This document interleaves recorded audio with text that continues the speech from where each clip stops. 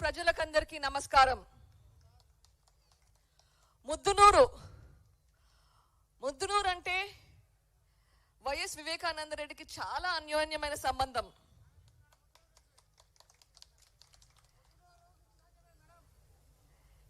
ఎందుకంటే ముద్దునూరుకు వచ్చిన సార్లు ఏ ఊరికి వెళ్ళిండారు అనుకుంటా. పులివెందులకు రావాలన్నా పోవాలన్నా ముద్దునూరు మీదుగానే వెంకటాద్రి ఎక్స్ప్రెస్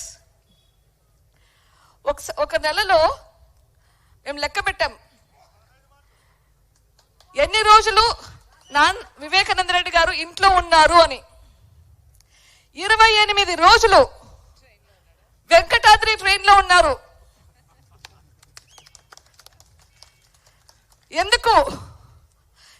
ఎందుకంటే మీ కష్టాలు ఏమన్నా ఉంటే ఇక్కడ ప్రజలకి తీసుకెళ్లి హైదరాబాద్కి వెళ్ళడం, మళ్ళీ వెనక్కి రావడం, ఇక్కడ ఎవరికైనా ఏమన్నా ఉంటే మళ్ళీ పోవడం, ఇదే ఆయన పని. మీరు ఎవరైనా అన్ని రోజులు ట్రైన్ లో ఉన్నారో నెలకి? నాకు తెలిసి ఎవరో ఉన్నారు. సెకండ్ తులసిరెడ్డి అన్న ట్రైన్ లో ఆయనకి ఫస్ట్ ఏసీ ఉంటుంది, కానీ చాలా మటుకు సెకండ్ ఏసీనే తీసుకుంటాడు. ఎందుకంటే ఆ ఇంకోటి సీటు సెకండ్ ఏసీ అయితే 2 వస్తాయి, ఒకటి బదులు ఎవరికొకరికి ఇచ్చేదానికని. సో ఎవరికన్నా టికెట్ లేకుంటే పక్కన ఉంటారు. వివేకానంద రెడ్డి గారు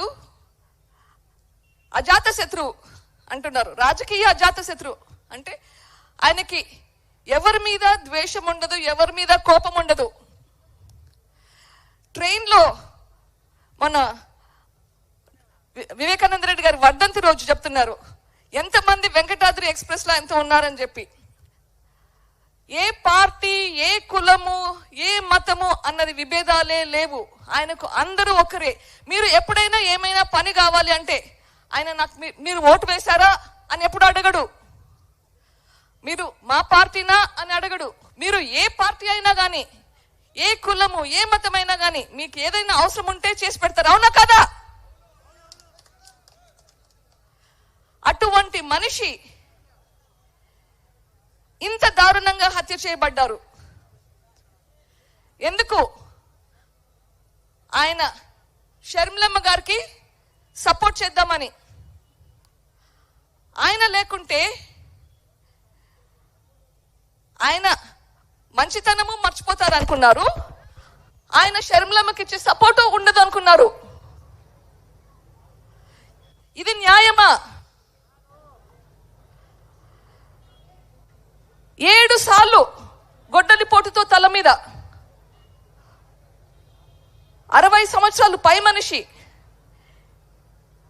వయసైన మనిషి మీద ఎంత కోపం ఉంటే అంత అట్లా చేస్తారు. అంత క్రూరంగా చంపారు. అది ఎవరా అని అర్థం కాలేదు.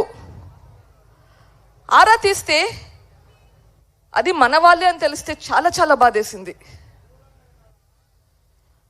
మన వాళ్ళైతే మాత్రం తప్పైతే తప్పే కదా, తప్పు చేస్తే ఎవరైనా తప్పు శిక్షించాల్సిందే కదా అని ముందుకెళ్లాల్సింది వచ్చింది. ఈ పోరాటంలో ఈరోజు మీ ముందుకు వస్తున్నాను. వివేకానంద రెడ్డి మీకు అందరికీ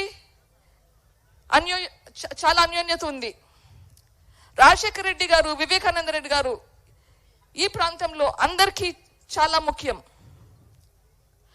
ఆయన చనిపోతే అది మా సొంత విషయం కాదు, అది మన ప్రజల విషయం.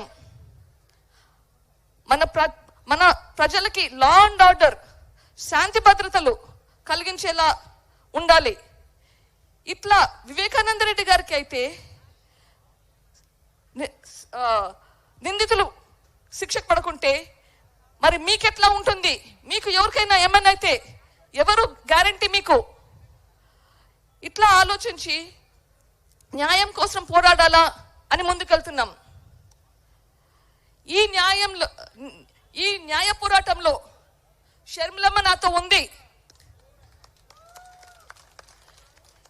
ఈ న్యాయ పోరాటంలో మీరు ఎటువైపు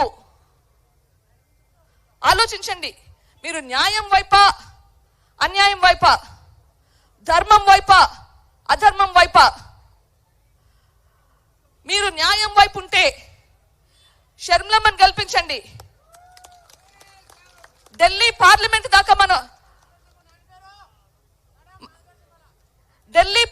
దాకా వైఎస్ వివేకానంద రెడ్డి హత్య గురించి తీసుకెళ్తాది, ప్రశ్నిస్తుంది, మన కోసం పోరాడుతుంది. వైఎస్ వివేకానంద రెడ్డికి న్యాయం జరగాలని పోరాడుతుంది. మనం వైఎస్ షర్మిలమ్మని గెలిపించుకోవాలి. మన ఓటు ఎటువైపు?